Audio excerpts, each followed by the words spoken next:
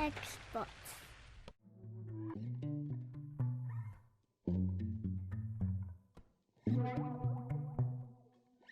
If you're looking for parts for this laptop, go to our website and use this coupon for a 5% off discount. First, remove screws from bottom base and underneath the badge door.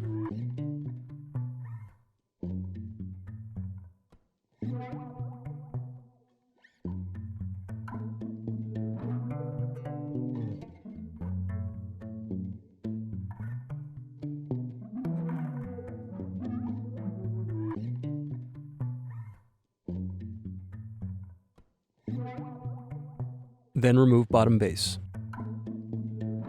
Next, unplug battery cable. Now unscrew and remove solid state drive.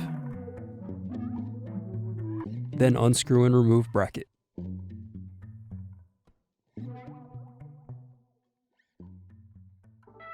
Thanks for watching.